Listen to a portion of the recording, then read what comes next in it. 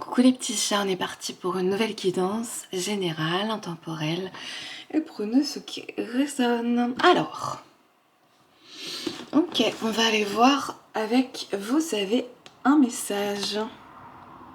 L'esprit d'Alter.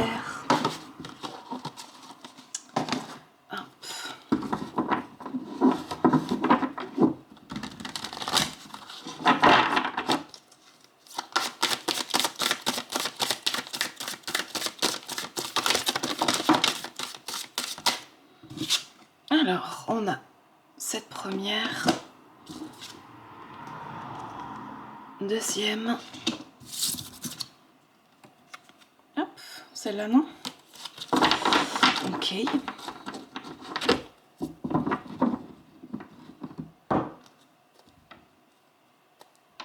est-ce que,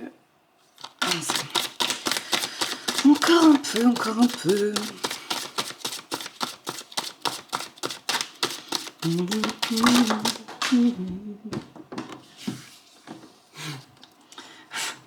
on a cette carte, celle-ci, hop, je vais vous la remontrer de toute façon, hop, et on est bon, ok, et derrière, le buffle a voulu quand même revenir, ok, donc, on a ces deux associations de cartes, le champignon avec la goutte d'eau qui s'est formée tranquillement dans une fleur, qui ressemble quand même un peu à un diamant, avec ce lama assez rigolo, et ici cette carte, on voit directement une plante qui pousse dans un rocher, donc ça qui peut faire penser à la résilience. On est parti. Donc, la guérison vient de nos ombres. C'est-à-dire de tout ce qui est refoulé, tout ce qui est mis au placard, qui peut être tant des souvenirs, des talents et des émotions, et ça peut être ressenti comme agréable et ou désagréable. Faire ressortir un talent qui a été calçonné un petit peu pendant des années, des décennies, ça peut être très désagréable de commencer à le ressortir. Il y a des peurs, il y a des hésitations, il y a des doutes, il y a de l'incertitude, il peut y avoir des douleurs, de la culpabilité de ne pas l'avoir fait avant, etc., etc.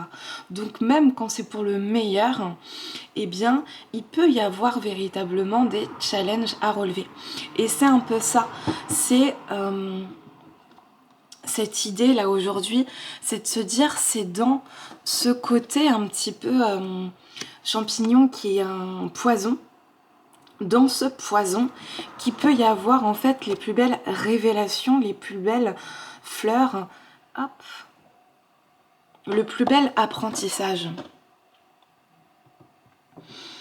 L'abandon apprend l'indépendance. La trahison apprend le respect de soi, de ses priorités.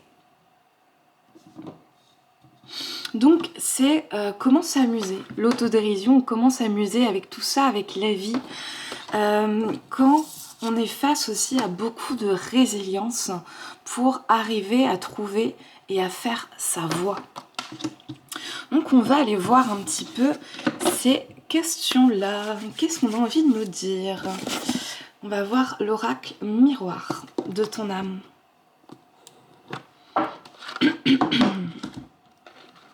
Alors.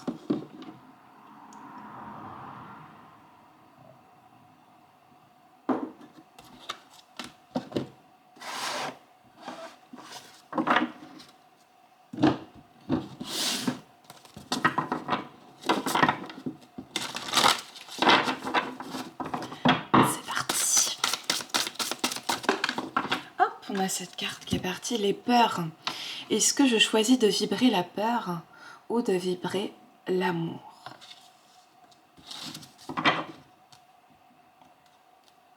Ok, on a d'autres cartes.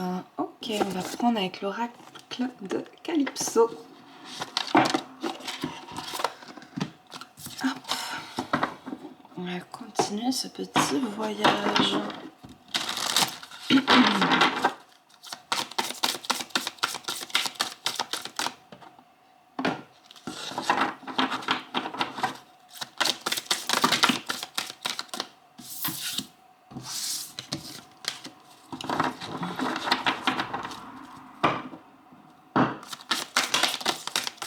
Ok, celle-ci, je vous montre juste après. Et on a, hop, c'est pas celle-ci, c'est celle-ci. Hop, ayez confiance. Hop, emprise, manipulation. Déploie tes ailes. Transformation, métamorphose, épanouissement. Ok. Il me faut plus de noisettes. Économie, finance. Ok, alors déjà on a ça. Et on a l'aiguillage avec choix, libre arbitre, dualité. Et dans le choix, on l'a lentement mais sûrement, lenteur, prendre son temps avec le petit escargot. Et on a pia pia pia, médisance, rumeur.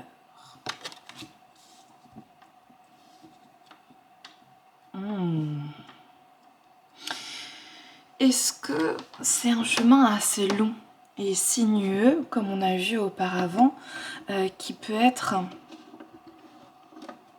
à l'œuvre, qui demande beaucoup de résilience. La résilience pompe quand même pas mal d'énergie et finalement il y a peur, il y a la peur de ne pas y arriver, la peur du qu'en dira-t-on, la peur de l'image sociale projetée à l'extérieur.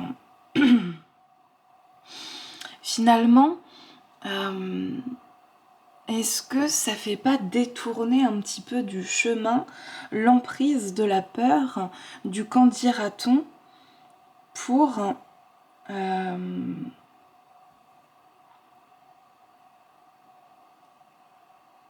continuer la voie et ce que son intuition a véritablement, son âme a véritablement envie de déployer ses ailes. Prendre son temps et continuer à viser en fait la route qui est visée, peu importe ce qui est dit. Pour être dans l'amour de soi-même plutôt que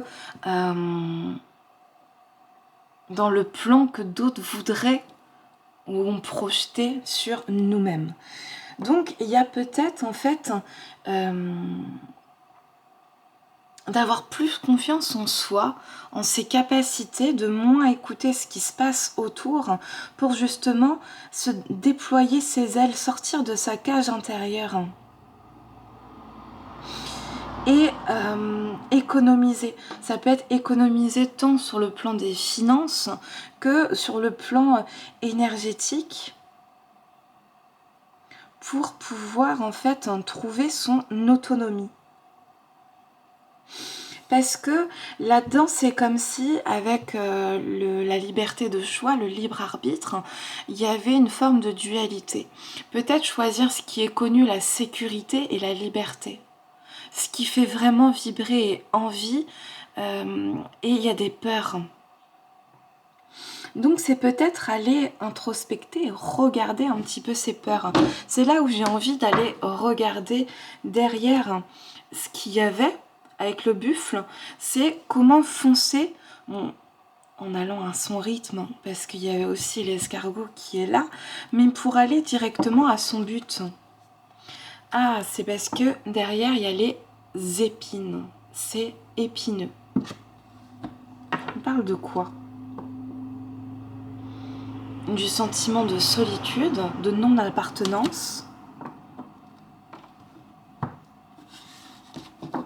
La peur de se retrouver seul, la peur de se retrouver abandonné, de ne pas savoir totalement gérer en fait cette solitude. Sentiment de non-appartenance, donc c'est plutôt sur la blessure de rejet. De se sentir différent, différente. Et c'est peut-être ça en fait la peur. La peur, c'est d'incarner justement cette différence pour être soi et ne plus se trahir soi-même, être au service de soi-même, plutôt qu'au service des projections et de ce que la société ou les autres pourraient attendre véritablement de nous-mêmes. On va aller voir avec l'oracle de l'Ascension. Et continuer les messages du jour. Alors,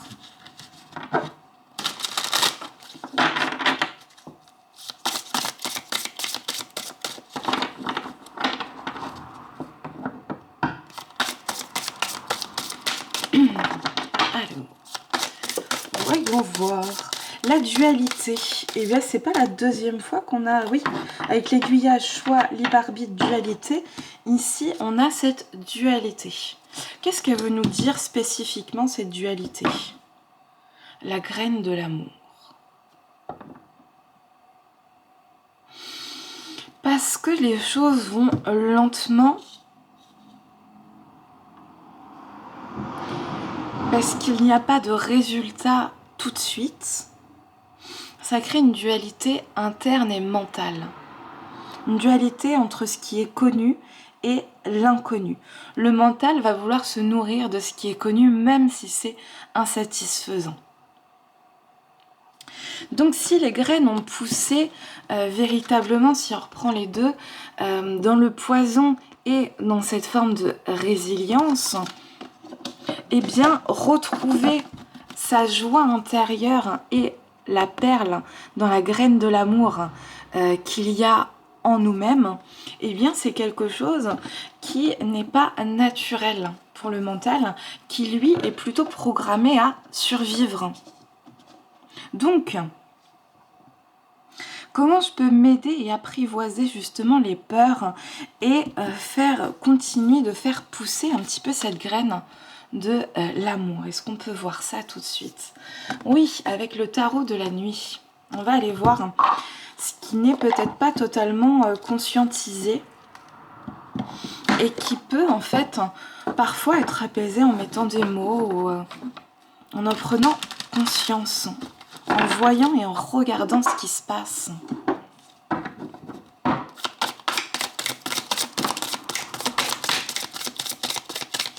Alors, qu'est-ce que le tarot de la nuit a envie de nous révéler? On a en première carte le 9 de coupe.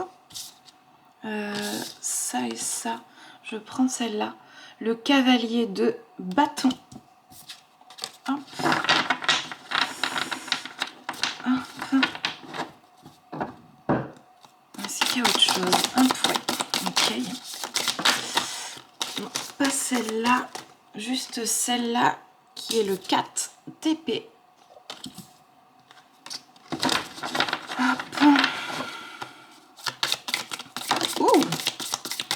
C'est bon.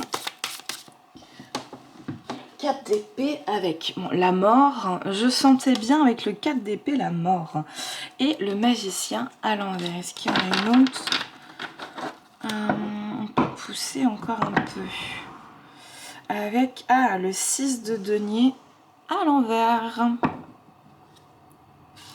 L'étoile à l'envers. Ok. Je me prends un pied. Et on est parti.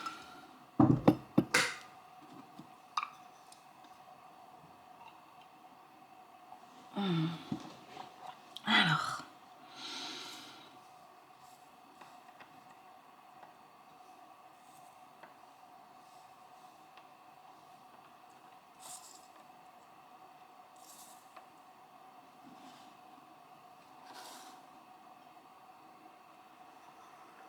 Là, on sent en fait que c'est véritablement un challenge de retrouver cette joie de vivre et de retrouver en fait son joyau intérieur. La simplicité de la vie, la joie, la créativité. Parce que justement, il y a eu un passage ou une longue période avec énormément d'émotions négatives, énormément d'ombre. Ça peut être de la peur, de beaucoup de tristesse, beaucoup de colère. En tout cas, des émotions lourdes et ressenties comme désagréables. Et en fait, ça a pu déchirer véritablement le cœur, toutes les expériences qui ont pu être menées sur la base de cet égrégore émotionnel. Quand on est rempli comme ça de plusieurs ou d'une émotion en particulier qui pèse sur nous-mêmes, on rentre dans les expériences avec cette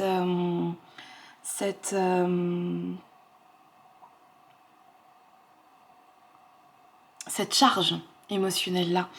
Et en fait, ça a pu véritablement causer des déséquilibres sur tous les plans. Ou parfois, c'est un plan ou deux plans spécifiques. Et là, on voit en fait, tout est rouge et on voit un petit peu de sang ici. Hop, j'attends que ce soit un peu moins flou. De sang au niveau de son dos, au niveau en dessous de ses épaules et au niveau de ses yeux aussi. Donc quelque chose qui, un petit peu à l'image du nénuphar, lentement et sûrement, il y a eu des événements qui ont pu atteindre à la dignité humaine, atteindre à son énergie et atteindre à ses passions, à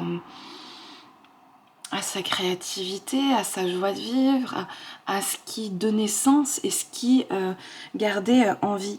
Avec ce 4 d'épée, ça a pu véritablement provoquer des douleurs sérieuses, des formes d'apathie, des moments de vide profond. Et avec la mort, il y a eu besoin de peut-être plusieurs morts pour pouvoir renaître et se départir en fait de couche et par couche de ce qui a été hérité. Ce qui a pu être mis au fur et à mesure dans ce bagage émotionnel et interne. Et on voit ce magicien à l'envers. Ça a provoqué en fait une forme de désalignement à soi-même et de ses capacités innées et instinctives. Coupé en fait de son instinct, puisque coupé avec ce 6 de denier à l'envers de sa magie naturelle, de sa place, de son équilibre, de son sens de la justice, de qui on est véritablement. Et se couper de ses rêves en fait.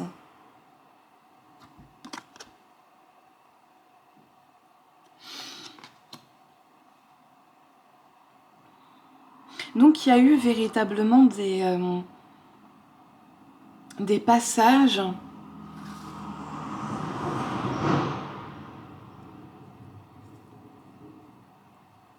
avec une douleur assez inimaginable et qui ne se voit pas forcément. On va continuer avec l'oracle des abysses. Ça fait 20 minutes. Je vais juste regarder l'heure parce que je n'ai pas beaucoup de temps ce matin. 10h16. Ok, encore 5-10 minutes pour ce thème. Alors, on a le harpon, dualité. Je suis libre arbitre de ma vie. Il m'en a 3 fois la dualité qui est sortie, la crabe intuition. J'avance quoi qu'il m'en coûte. Et on a poisson lune cycle. Je suis mes émotions.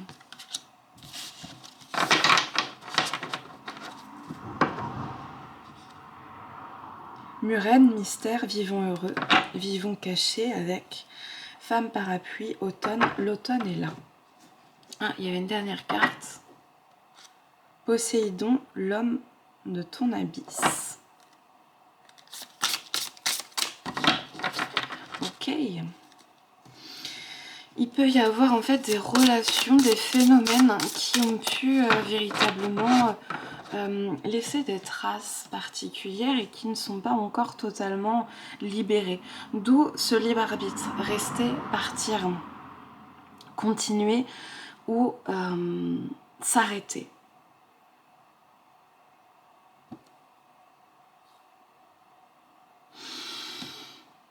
Avec le crabe intuition, j'avance quoi qu'il m'en coûte. Comment faire la distinction entre quand ça part d'une blessure, est-ce que c'est la blessure qui choisit à cet instant T, ou quand ça part véritablement de son intuition, de cette petite voix, cette impulsion intérieure. Quand ça part de ce sentiment de solitude, cette peur d'être seul, d'être singulier, de ne pas rentrer dans la norme, d'être non conventionnel, et de vouloir aussi peut-être courir à travers des chimères. Il me faut plus de noisettes. Peut-être qu'il y a un combat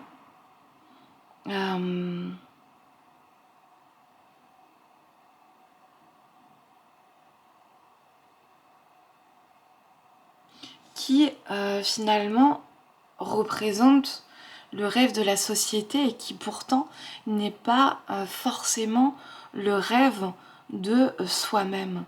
Donc c'est comment en fait il y a une dualité entre la matière et la réalisation personnelle. Donc c'est comment avancer, parce que j'avance quoi qu'il m'en coûte et je suis mes émotions. Comment je fais en sorte de continuer avec cette dualité tant que ce n'est pas possible matériellement de faire autrement.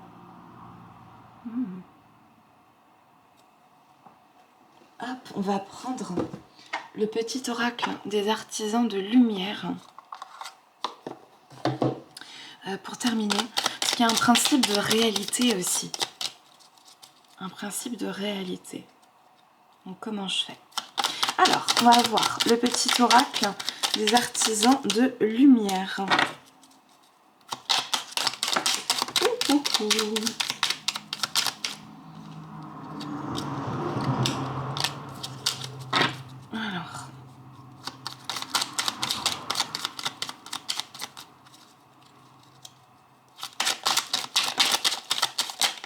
Alors, hop. Et un petit dernier. Ok. Moment d'ouverture spirituelle. Tout est réuni pour que tu vives un nouvel éveil intérieur. Tu peux avoir des prises de conscience et des libérations qui te permettent d'accéder à un nouveau niveau de conscience. C'est une opportunité de mieux te connaître. Veille à ton ego spirituel. As-tu actuellement des pensées ou des jugements qui proviennent de l'ego? Tu es invité à regarder cela de plus près, de manière à déceler là où il s'est glissé et prend de l'importance. Rappelle-toi que tu portes à la fois l'ombre et la lumière. Et on a va dans... Ah, c'était pas celle-là.